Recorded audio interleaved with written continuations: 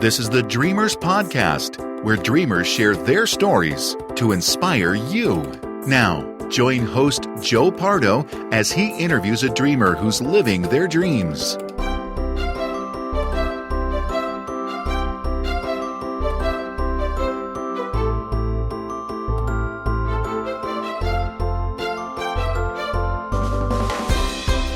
Welcome to the Dreamers Podcast. I'm your host, Joe Pardo, and today I'm interviewing Michelle Scribner-MacLean. Did I get that right?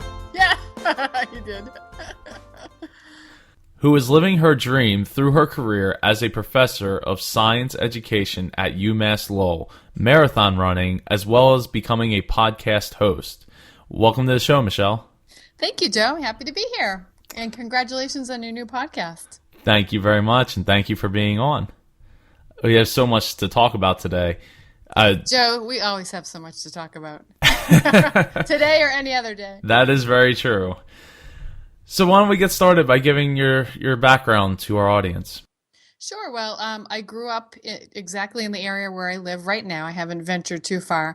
I grew up in the Boston area, 10 miles north of Boston. And right now I live in Nashua, New Hampshire, which is everything in New England is really close by. So it's about 30 miles away from Boston.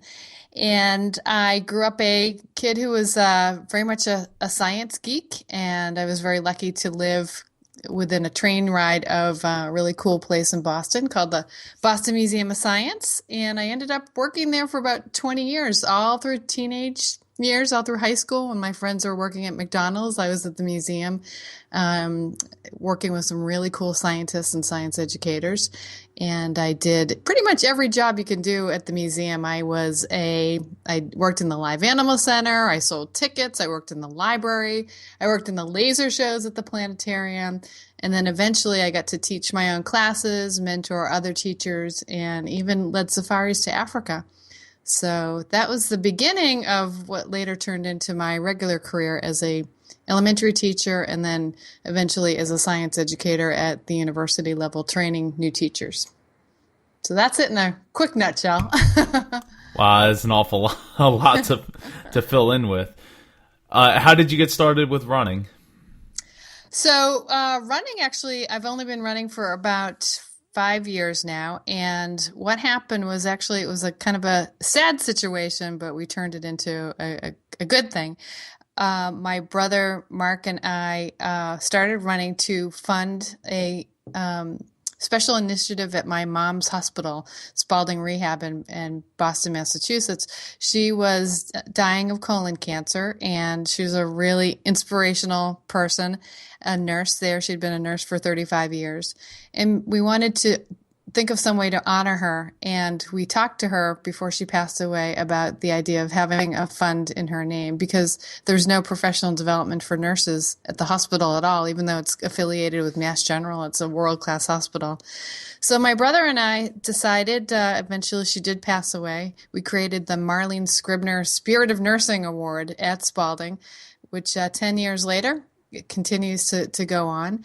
And every year a nurse is awarded a trip to a professional conference, and they come back and teach their peers. And then we have this really cool ceremony where we hear what they did and then choose the next person. So anyway, what happened was my brother and I looked to our family and friends in lieu of donations and flowers. When my mom passed away, we asked for donations to this fund, and we got it endowed. And one of the things that I did is I ran my first half marathon at Disney, and my brother ran his first marathon, the Boston Marathon, and continued to do Ironman and things like that. And between the two of us and lots of supportive family and friends, we endowed the fund. But in the meantime, I went from not really liking running, I've always been athletic, to really enjoying running and learning about the running community. And it was, as somebody who loves Disney, it was a nice way to connect my love of Disney with my love of exercise. So it's continued from there. How many races have you run since then? Oh boy. It's hard to say. I would say 30, 40, 50. I don't know. I run a lot. I run a lot of Disney races. I also run a lot of local races. I would say the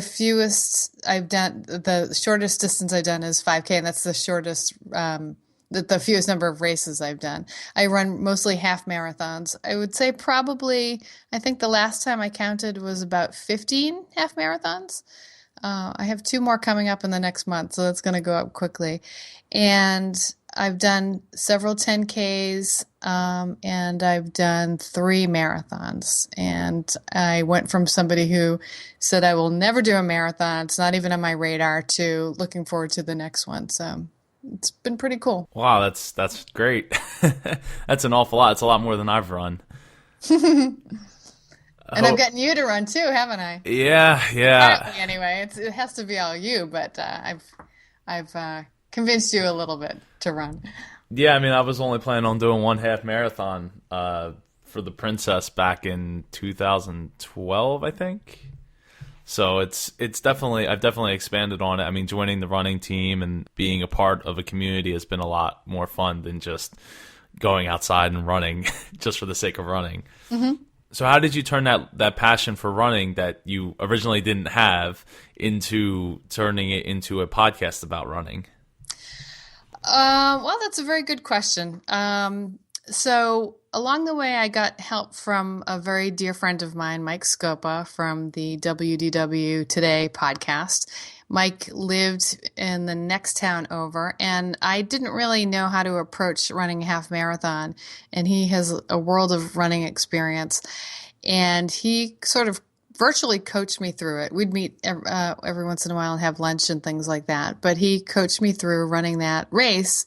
And then he and I were both writers on allears.net, and he wrote about running. And then when my mom's fund became endowed, I wanted to think of a way to capitalize on the excitement of running Disney and our connection with Disney, because allears.net, for people who don't know, is focused on all things Disney. And I wanted to well, one of the things that was missing for me for my first race is I ran it all alone, and that was okay. But Disney races are very big. I know you know, Joe, but they could be up to 26,000 people. So I kind of felt lost in a sea of other runners, and so I thought fundraising and the support that Mike gave me, and the idea of running with other people sounds like a good combination. So Mike and I created an idea for a running team called Team All Ears, and we went to All Ears founder Deb Wills, and we said we knew she is a breast cancer survivor, and she ran for did the Avon Walk and supported Avon. So we said, how about if we get together a group of people who might want to run together and train together to contribute to your fund. And I remember having discussions with Mike, wouldn't it be cool if we could raise $20,000? Wouldn't that be neat? So that first year, I think we had about 33 people on the team. And the team went for 5 years. And in the end, the team raised, in the whole 5 years, we raised $300,000. So it went from 33 people to over 100 people in its last year. And it became a really wonderful running community. So getting back to the podcast, during this whole time, Mike and I were helping to coach people. You know, running wasn't something that I felt like an expert in. And just like teaching or any other thing that you want to be good at, you have to practice it. You're never quite there. You're always looking at how to improve. But we were giving lots of advice and helping people think about running Disney, because running Disney is a little different than running any other races. So we eventually said, hey, why don't we create a podcast where we can, we're not expert trainers, but we could sort of field questions, interview interesting people related to Disney running, have inspirational runners come on the podcast, talk about their journeys, have people who are experts in nutrition and experts in running. And we've been able to do that. The podcast right now, after I finished recording with you, we have 2 more podcasts today. That'll bring us just to about 175 episodes. And we have it's been a wonderful experience for us. We've been embraced by several thousand people, and we have a really nice community. So that's the very long answer to your very short question about the podcast.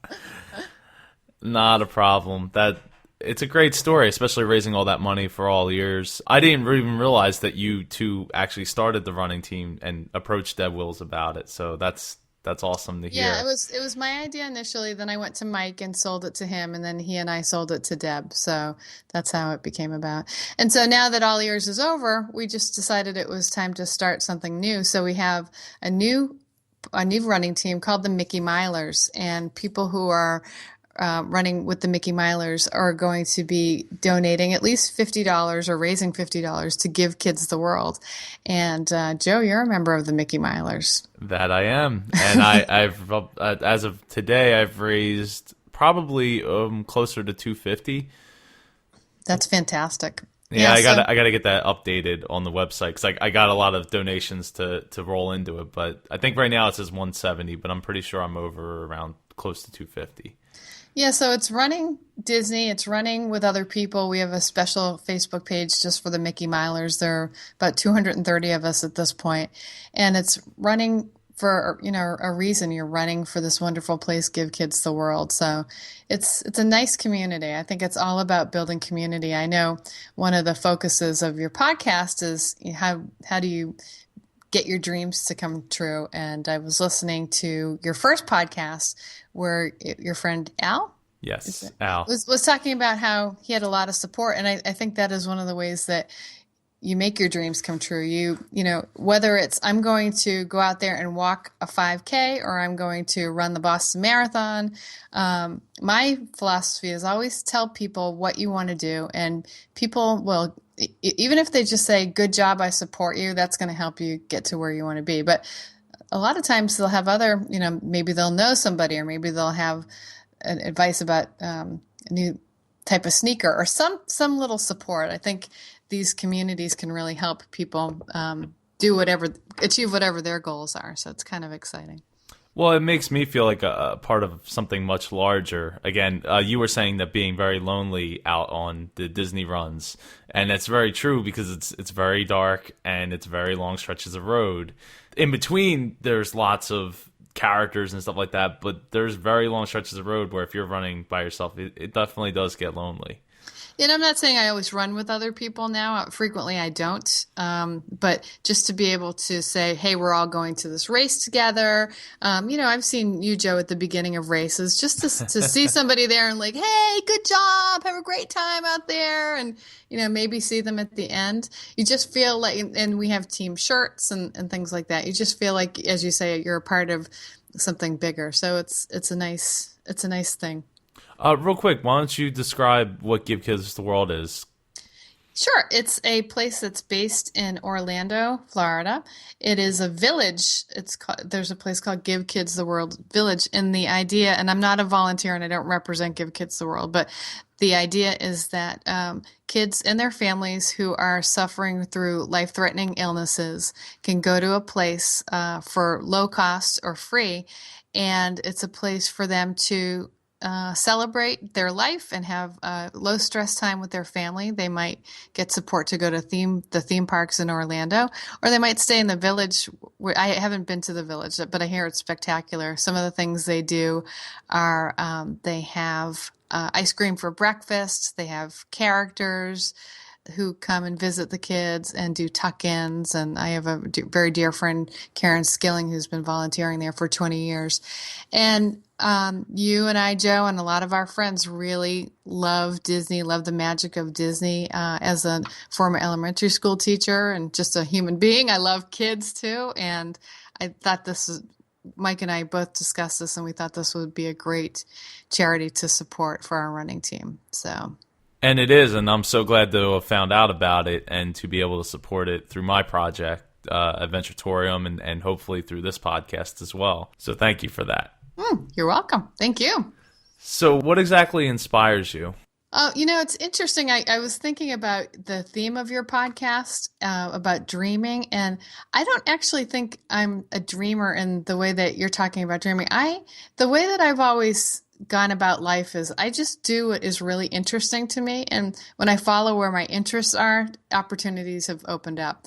So, starting with my time at the Museum of Science, my parents didn't have a lot of money, but they took me to museums, and I just wanted to go back over and over again because I was really interested in science and interested in this really cool, dynamic place. And that my intense interest led me to a job there. And then because I enjoyed my job, that led me to other things. So I don't think, I know when I was 15 years old, I didn't say to myself, when I grow up, I want to be a college professor teaching people how to be science teachers. But I'm just, I think the things that inspires me is just things that are really interesting to do, interesting people. I'm really curious to learn about people. I'm that person who you might sit next to on a plane and just really, I want to hear about like where you're from, what's your career, what are your kids' names? I'm just very curious that way. So, but in terms of what keeps me going, it's mostly just my interest and my need to connect to other people, I think. One thing that I said at my mom's ceremony last week is, in terms of heroes, my mom was my biggest hero and continues to be my biggest hero. Even when she was really sick with cancer and she was just had about a month to live, she still worked as a nurse. And what she said to me was that she always felt like she could do more. That was the thing that kind of kept her going throughout her whole life as a nurse and as a human being. And I think I know that's my philosophy. That's what I think of every day, whether it's working with my own children, working with my colleagues at the university, working with my buddy Joe or anybody on the running team. I always feel like I can do a little bit more, and that's what I want to do every day. So that kind of is my mantra. Even if I'm just driving on the highway and somebody needs to cut in front of me, I can be a little nicer. I can do a little bit more. And I'm certainly not perfect, but I really do try to tell myself that every day. Yeah, well, it takes time and effort to be perfect. And, practice. I was just watching Mary Poppins last night, and when she's using the measuring tape, practically perfect in every way. I would love to be that way, but... So how did your family and your friends receive starting a running team, then, starting running, then starting a running team, then starting a podcast? How did they receive it? I've done so many really interesting things in my life that I don't think it really is surprising. I'm always ready for like, what's the next thing that I'm going to do? So anybody who knows me well, I don't think it surprised them at all. I went from just really being interested in Disney to writing about Disney to running Disney to starting a podcast. So I don't think it surprised them. I'm very lucky to have a lot of supportive people around me. My brother is a huge, huge cheerleader. At this point, he's done 17 Ironman, and he's always out there cheering for me. In terms of the podcast, Mike and I get a lot of support from a lot of different people. We have volunteers who just step forward, really, and dear friends, but also just very nice people who also want to help other people, who do things on the show for us just out of the goodness of their own heart. We have Rich Gehring, who does show notes. We have Alex Armis, who helps us with our questions that we get, helps organize our questions. We have Eddie McCoy, who does everything and, helps us with ordering shirts and things like that. So it's been overwhelming, the amount of support that we've had. And so I think the reaction is just like tremendous support. I haven't had anybody who said that's a really terrible idea, because one really cool thing about our podcast was that there's nobody else doing it. There's a niche for everything, and there's nobody doing a Run Disney podcast. So with these races selling out in hours and 26,000 people at every race, there are a lot of people who want that information. So the support's been overwhelming, including from you, Joe. Well, thank you. Actually, I'm having Eddie on later tonight. Oh, really? Yeah, That's terrific. we're recording later. Nice. So what steps did you take to get started when you started running? And then what steps did you take to get started with your podcast? What steps did I take? So, well, I found somebody who knew more about it than I did, which is always a great way to get started with everything. So I met Mike through All Ears. I started talking to other runners, and I'm a very curious person, and just got books about running and started reading about running, and just started running. In terms of the podcast, well, Mike has been a podcaster for, oh God, I don't know how many years now. He's up to 1,300 episodes of WDW Today. Yeah, that's how I know. Yeah, yep. And he's pretty famous in that world. And we have one of the podcasters who's just a really sweet guy. Mike Newell was very helpful in answering questions. Also, another tech friendly, a friend of ours, Fred Block, was just fantastic in terms of helping us think about the nuts and bolts microphones and hosting the podcast and things like that. But the rest of it, I really just rolled up my sleeves and figured it out myself. I figured out iTunes and how to record and things like that. And then it's just been practice. You practice interviewing, you practice, working with somebody else. You get, especially when you're co-hosting, you get a rhythm together. One of the things that Mike and I figured out when we're not podcasting together is having FaceTime on at the same time helps us to facilitate the podcast, because we can look at each other and kind of point who's going to ask the next question. So just little things like that, just practice, lots and lots of practice. Well, it's that go-getter mentality that really brings to the table. Yeah, but for me, I'm not a go-getter because I want, I always laugh with Mike, we're not celebrities. We're doing what we're doing to help people. But the two things that drive me are that need to help people, but also just because I'm very interested in the topic. So for instance, we get to interview Jeff Galloway. By get to interview, I mean, we asked Jeff Galloway, who is a former Olympic runner and the Run Disney race consultant, we asked him to be on the show. Now, once I get past the idea that I've just asked a very famous Olympic runner to be on the show, the thing that drives me is that I'm just really curious about this guy. Like, this is a really cool person. And now I have a chance to ask him whatever I want to ask him in terms of running. And then it turns into just my personality, because as I said, I'm curious. So it's just it's a nice gift to be able to say, hey, you want to come on the podcast? But really, it's just Michelle being really curious and maybe nosy. Well, you got to ask, everything starts with just asking somebody. Yeah. And again, getting back to my mom, that was one of her credos. Like, it never hurts to ask. So what can people say? No. So, and I think that's important when you're working towards something, is that you have to be able to just get over that nervousness about asking people for help. Because I have to say, Joe, that we have done this now we're into our probably finishing our second year in the fall. I have had 0 people say no when I ask them to be on the show, and we've had all sorts of celebrities. We've had long distance, people who run these ultra run events. Everybody's been fantastic. So it couldn't have been a better experience. So when you were getting started with running and then also with podcasting, were there any roadblocks that you ran into? Roadblocks with running. I think with running, it's all about you having to motivate yourself. So I've had a lot of roadblocks in terms of injuries and things like that. I've had stress fracture. Right now I'm dealing with something called Morton's neuroma. I've had IT band issues. I've gotten to know my physical therapist in this town very, very well. And then there's weather. I live in New England, so running, when I just trained for my last marathon, which was Boston, my long run was 20 miles or 21 miles in a gym on a track. So, you have to, sometimes you just got to push yourself through these things. But in terms of the podcast, I think probably the biggest obstacle has been money, because it does take money to put it together. And and when lots of people are downloading it, it costs more money.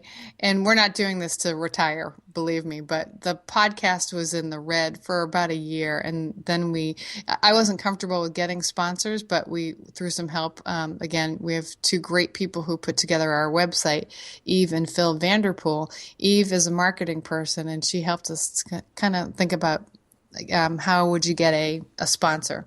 So we have modest sponsorships from 3 different places right now. And it just, I wouldn't say we're in the black, but it helps with race fees and things like that, because we like to get out to as many races as we can to report on the races for people who might be interested in. So I think that's been the biggest thing, is just to kind of do the advertising and marketing, because it's not something that I feel super comfortable with, and it's not where I have a lot of experience, and Mike either. So was there any parts of your dreams that didn't quite work out? Well, I don't think it's a kind of a work out or doesn't work out type of thing. At least for me, I see is sometimes things morph into what you didn't expect it to. I know that, I continue to have goals for myself. I haven't met all the goals that I want. But I wouldn't say that they haven't worked out yet. I just haven't done it yet. So one of the things that I'm really trying to do right now is to work on weight loss and also on speeding up. And so, I've had some successes and failures, and I'm looking at my failures and kind of trying to regroup and move forward. So, in terms of those things, I wouldn't say that I've had any failures, just maybe bends in the road that have, maybe they lead to other things that I wasn't expecting. Does that make sense? Yeah, it does. It's a very positive way to look at things. I'm not, I'm pretty happy overall with especially with those areas. One of the things that I just mentioned is growing up in the Boston area. I grew up watching the Boston Marathon. Bill Rogers actually lived in my hometown. And when I was going to school, I would see this guy just running all over the place. And I always thought, who is that guy? Well, that was Bill Rogers. And I don't know how many times he won the Boston Marathon. But even when I started running, I thought, there's no way I could ever do this race. And after the bombings last year and having a marathon or 2 under my belt, I said, I really want to try to do this. And I want to run for Spalding, the hospital that I mentioned. So I just did that. And it was very hard. It was very hard. And I didn't do as well as I wanted to. But you know what? I did it. I actually started running in mile 1. I thought, what the hell am I doing here? What was I thinking? But you know what? Whatever it is, whatever your challenges is, you have to dig deep, and there's a place that you have to go, that you have to do. You can get all the support in the world that you want, but you have to go there and kind of find out where that place is, that dark place, and getting through that gives me confidence to do other things. And I feel very proud of myself personally of that achievement, but I also, when I finished, I could say one of the best parts of that whole day for me was seeing my 14-year-old son and seeing the look of pride on his face. And as a parent, you want to teach your kids that they can overcome obstacles and do things that are really hard. And he saw how hard that was for me. And he's talking about running marathons too. So that was hard, but it was so amazing in so many ways. So I'm happy I did it. So do you have any dreams for the future? No. No. No, dreams for the future. Just the things that I talked about. In terms of running, I want to get a little bit faster. I would love to keep the podcast going as long as we can, keep it evolving. I want to continue to make it interesting and relevant and fun, and have fun doing it. We're still having a lot of fun doing it. In terms of running, I'm middle-aged, so I know I'm not going to the Olympics. I just want to get a little bit better and learn a little bit more and help more people do this. So I think those are my goals for that, and stay healthy, in terms of my running. So do you have any last thoughts to share with our audience? I don't know. I feel like I've already shared a lot of thoughts. I think if you have a dream or a desire, or you have something that you really want to do, I think everybody's different, but my approach is always, it takes a village. Share it with people. I know, Joe, that you're very good at bouncing ideas off of people and getting different perspectives. I think that's very helpful. Know that there are going to be roadblocks, but really try to make small little steps to. My brother always says, if you have something that you want to do, make sure that every day, at the end of the day, you can say, I did one little thing to make that happen. Whether it's look up a website or talk to somebody or, save a little money or whatever you did. And I try to remember that. I think that's really good advice. I think so, too. I think that's very inspiring. Well, you want to plug your podcast? I think I already have. Well, one last time. Okay. It's called the Mickey Miles Podcast. It's available on iTunes. And it is a podcast about all things Run Disney. It's hosted by me and by Mike Scopa. And we release our podcast every Tuesday and Thursday. They're about, between 20 and 45 minutes in length, depending on what's going on. We have question shows, we have interviews. Sometimes it's just Mike and I. Often it's with other people. We pull in, if we don't know the answer to something or we know that somebody has a lot more knowledge in that area, we pull in other people. We talk about gear. We talk about Disney races a lot. We preview them. We do a post-race. Usually one of us is at a Disney race or one of our team is there. And it's a lot of fun. I don't know. What would you say about the podcast, Joe? It's a wonderful, inspiring show, and I enjoy hearing, especially with all the guests that you have. You hear crazy stories like when Eddie McCoy, and was that Rich that ran in Atlanta and then drove down to Orlando? Michael Miller. Oh, Michael Miller. That's right. They drove down after running a full marathon to run a half marathon in Disney. I think it was somewhere in Georgia, but yeah, I think Georgia to Atlanta or to Orlando in one day and ran, a full and a half. It's crazy, and they did it with such a smile on their face. I mean, seeing them during that race was awesome. They were so encouraging to everyone else.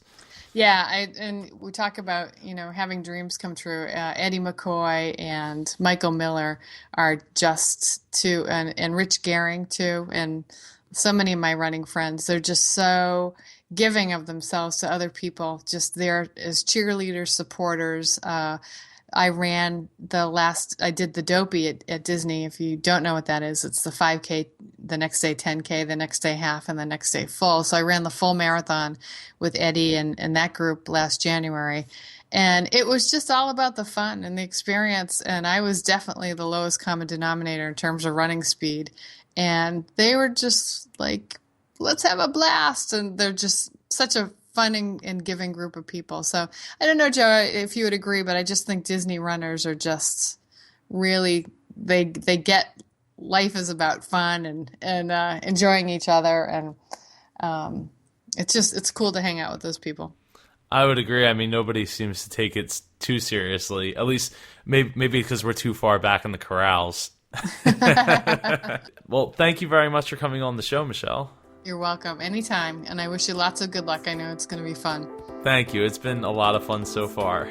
And there's plenty more where that came from. All right. Well, take care. Thank you. Thank you for joining us for this episode of the Dreamers Podcast. Follow us on Twitter at Dreamers Podcast. Join us on Facebook at facebook.com/Dreamers Podcast. If you or someone you know would like to be a guest on the Dreamers Podcast, please send an email to j@jpar.co. This podcast is copyright 2014 by jpar.co.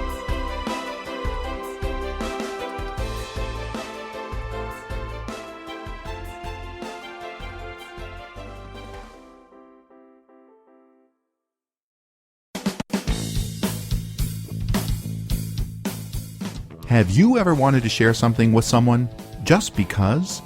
Well, we do, a lot. So we started a podcast about, well, whatever we want. My name is Joyce. And I'm her lovely husband, Al. Well, you know what I mean. Hey, it's me, Al. Listen, I'm hijacking the Just Because podcast to start a new series all about the wonderful world of voice acting. Each episode, I'll have a professional voice actor on and ask them some serious, hard-hitting questions to get to the bottom of this world. If you've ever wanted to know about the inner workings of this magical and mystical business, tune into Just Because, inside the voiceover studio. Tune in at justbecausepodcast.com and on iTunes.